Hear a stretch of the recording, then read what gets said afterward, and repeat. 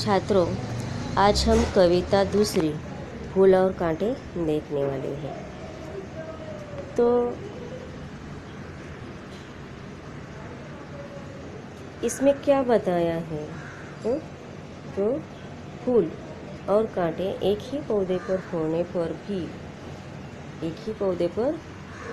पर भी वो शिकायत नहीं करते। यानी कि फूल अपनी सुगंधता से वो आकर्षित कर देता है, अपनी गंध से वो आकर्षित करता है। वैसे ही कांटे होने पर भी वो अपने आप पर दुखी नहीं समझता। तो यही बात मनुष्य को भी समझ लेनी चाहिए। है जन्म लेते जगह में एक ही पौधा उन्हें है पालता। रात में उन पर चमकता चांद भी एक ही सी चांदनी है डालता। फूल और कांटे एक ही स्थान पर जन्म लेते हैं, एक ही पौधे पर वे दोनों पलते हैं। लेकिन रात्रि के समय जब आकाश में चांद अपनी शीतल चांदनी फैलाता है, तब फूल और कांटे दोनों को समान रूप से वह चांदनी भी देता है। यानी कि सब कुछ समान रूप से मिलता है, फूल हो या कांटा हो। कांटे को भी चांदनी का प्रकाश समान रूप से मिलता है, चांद का प्रकाश समान रूप से मिलता है और फूल को भी मिलता है। लेकिन दोनों के भी गुण अलग अलग हैं। तो अगली पंक्तियों में क्या बताया है? मेघ उन पर है बरसता एक सा। देखो यहाँ पर क्या कह रहे हैं कि मेघ, बादल भी उन पर एक सा ही बरसता है। मतलब सब कुछ एक जैसे मिलता है फूल और कांटे को। फिर भी उन दोनों का जो अलग अलग गुण है वो हमें दिखाई देता है। एक सी उन पर हवाएं है वही, पर सदा ही यह दिखाता है हमें ढंग उनके एक से होते नहीं।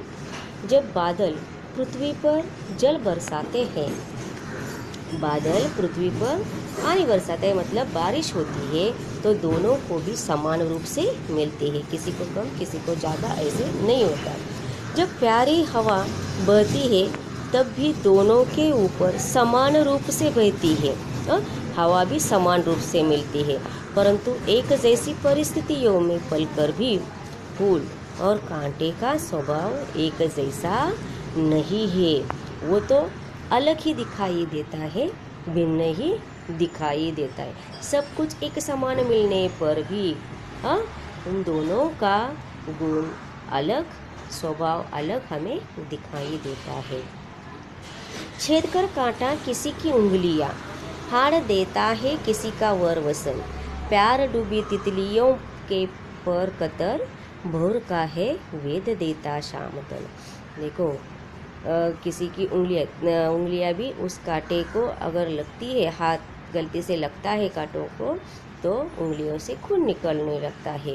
और अगर उसमें वसन मतलब वस्त्र, कपड़ा भी अटक जाता है, तो वो भी फट दे जाता है। और जो प्यारी प्यारी तितलियां होती है, उनके भी पर मतलब पंख, वो भी कतर जाते हैं, मतलब काट जाते हैं। और भौरों को भी वो घायल करता है, भौरों के भी शरीर को छेद होता है। यानी कि हर एक को परेशानियां उस कांटे से होती है। फिर भी ये फूल शिकायत उसकी नहीं करता, सब कुछ एक जैसा है। फिर भी ये गुण उनके, स्वभाव उनके एक जैसे हमें दिखाई नहीं देते। फूल लेकर तितलियों को गोद में, भोर को अपना अनूठा रस पिला। निज सुगंध और निराले रंग से है सदा देता कली जी खिला। यहाँ पर क्या कहा है कि तितलियों को प्यार से अपनी गोद में जगह देता है फूल, और भौरों को भी अपना रस पिलाता है।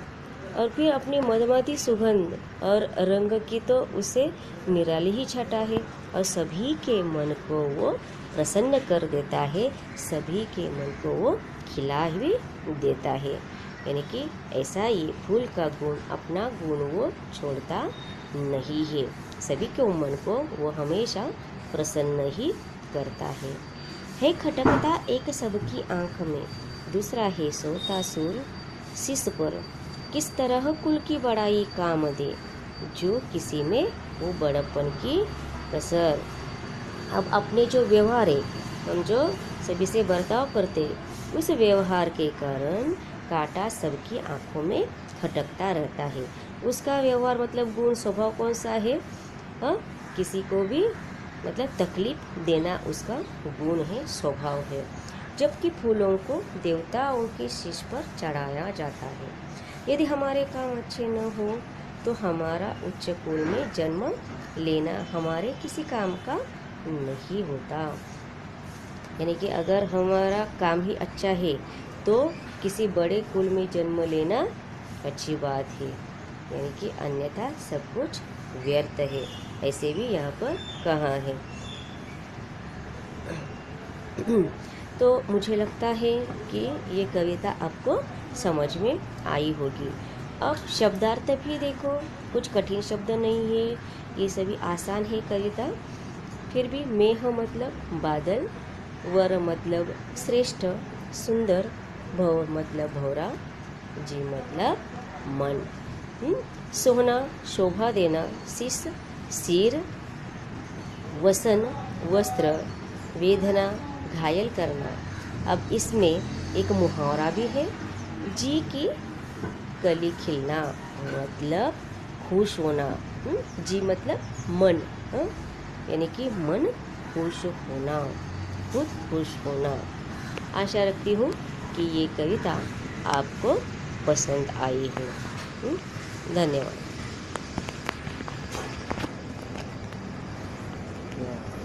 मागच्या गोळ्या आणि ह्या चित्रामध्ये गोळ्या फरक असतो.